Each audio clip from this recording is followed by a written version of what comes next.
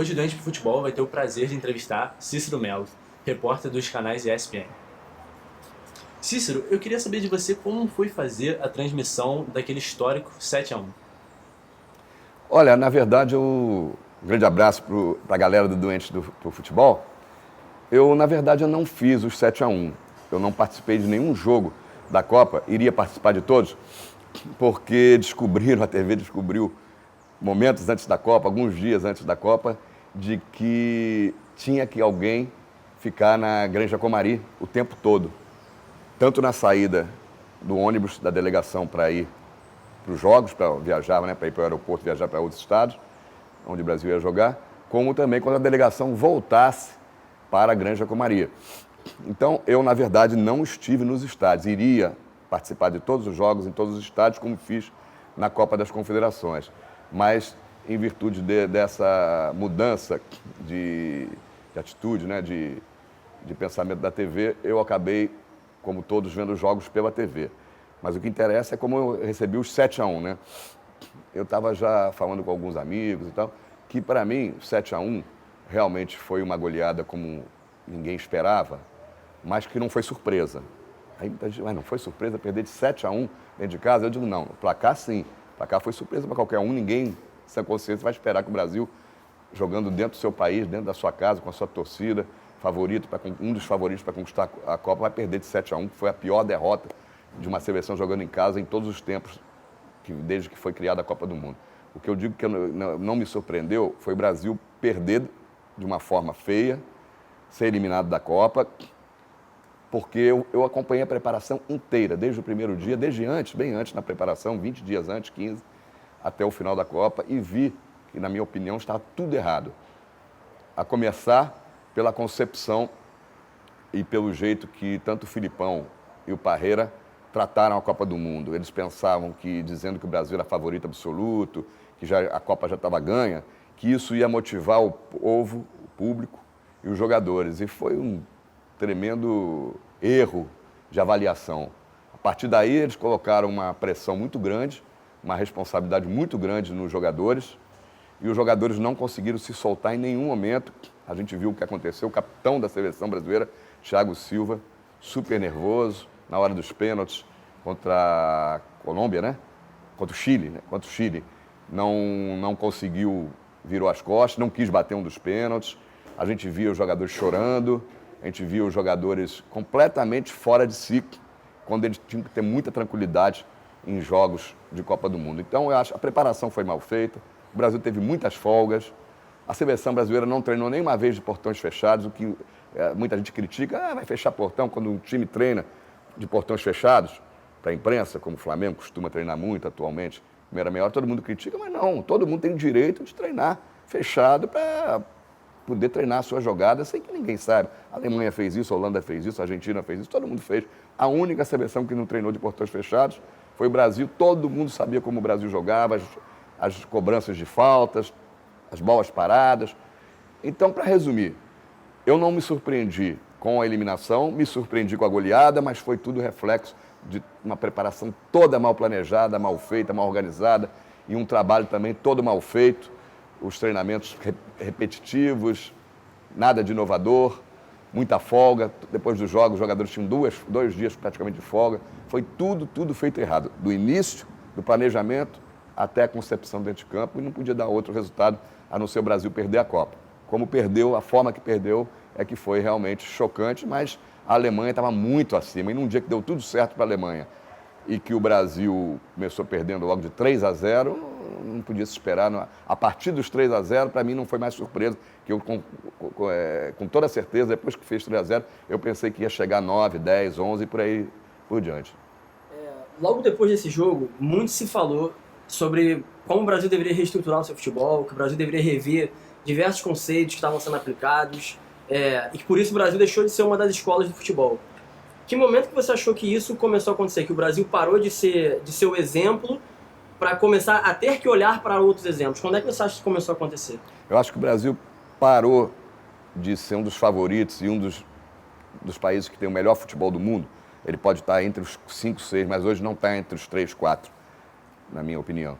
Foi quando o Brasil, já te falei de uma outra vez num papo informal que a gente teve, quando o Brasil começou a querer imitar o futebol de fora, o europeu. O Brasil sempre teve um futebol diferenciado, em que, mais do que o preparo físico, mais do que a compleição física, a técnica, qualidade técnica, o futebol alegre, sempre fez a diferença. O Brasil sempre superou os adversários mais fortes fisicamente, tanto no preparo como no corpo, com a técnica, habilidade, criatividade. E quando o Brasil começou a praticar, querer imitar os europeus, jogando futebol de cintura dura, com nas categorias de base os garotos menores e habilidosos sendo preteridos para garotos fortes, né, fisicamente, a partir dali o Brasil começou a cair, porque os europeus passaram a praticar um futebol diferente. Além da parte física muito forte e da compleição física, eles passaram a ter uma técnica muito boa. Eles é que passaram a jogar ofensivamente. Eles que passaram a tentar criar jogadas, ser criativos. Então, juntou isso com a parte física, eles ficaram muito mais fortes do que os jogadores brasileiros. Tanto que a gente vê que hoje no futebol mundial os melhores jogadores não passam mais pelos brasileiros. O próprio Neymar, que é considerado o melhor jogador do Brasil, ele dificilmente, enquanto tiver Neymar, enquanto tiver Messi, tiver Cristiano Ronaldo e outros que estão surgindo aí, ele vai estar entre os 3 melhores ou vai estar, pelo menos, ali concorrendo efetivamente para ser o melhor do mundo. Isso, a gente está falando de uma exceção, Neymar, porque a gente não vê mais nenhum jogador próximo de estar numa eleição para melhor jogador do mundo. O Neymar ainda é uma exceção que confirma a regra, que ele ainda é aquele futebol brasileiro antigo, futebol alegre, moleque, criativo, rápido, né, de dribles. Então, a gente não vê Neymar mais no futebol brasileiro. Quem é o Neymar hoje do futebol brasileiro atuando aqui no país? Não tem nenhum jogador habilidoso mais. Os jogadores que a gente considera bons jogadores no Brasil são jogadores competitivos, são jogadores fortes. Então, eu acho que quando o Brasil começou a querer praticar o futebol que não é dele, e sim o futebol que era o antigo futebol da Europa, ali ele começou a decair no cenário mundial. Curiosamente, as 2 últimas comissões técnicas da seleção, tanto a do Dunga quanto a do Filipão, tiveram problemas com a imprensa.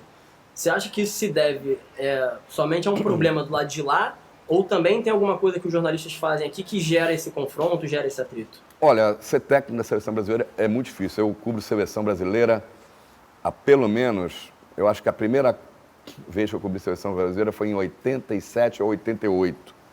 E a primeira competição, se não me engano, foi em 89, uma Copa América, em que o Lazzaroni foi o técnico, antes da Copa de 90. Teve para cair o Falcão, eu dei essa notícia, cheguei a dar essa notícia durante a Copa América em Salvador, nós estávamos em Salvador, o Lazzaroni chegou a ser demitido e o Falcão estava contratado.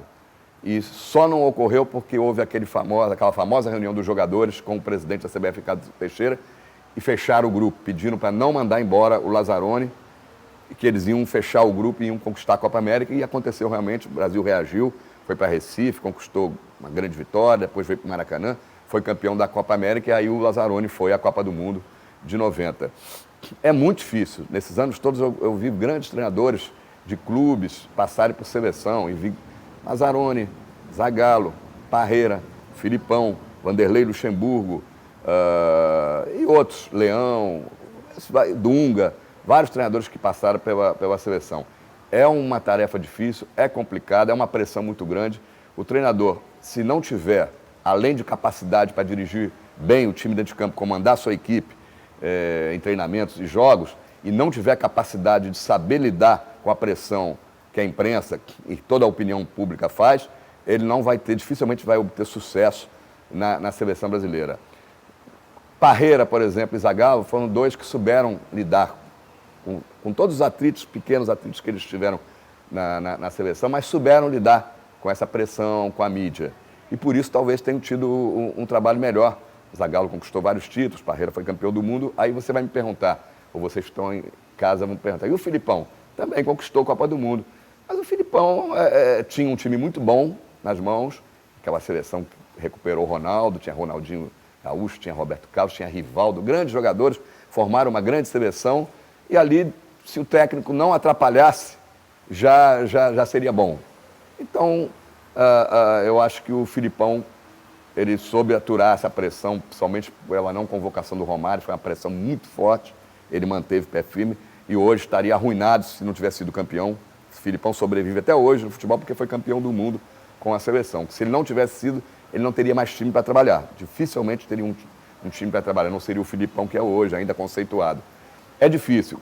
Quem era o nome ideal para assumir essa seleção após o 7-1? Olha, cada um tem uma opinião. Vocês vão ter a de vocês, a galera em casa vai ter a sua. Eu acho que no momento em que a seleção saiu da forma como saiu, eliminada, e principalmente do trabalho que foi feito com o Filipão e Parreira, um trabalho de antidemocrático, não aceitava críticas e tal, você tinha que ter um perfil diferente. Tinha que ter um técnico mais aberto, um técnico que se relacione melhor com a imprensa, um técnico com a cabeça mais arejada. Eu acho que nesse momento, se eu fosse o presidente da CBF, o meu técnico da seleção brasileira seria o Tite.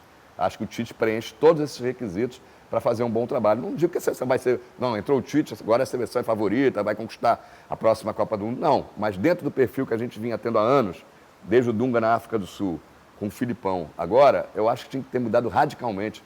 E eu acho que o Tite atenderia bem o momento que a seleção está vivendo.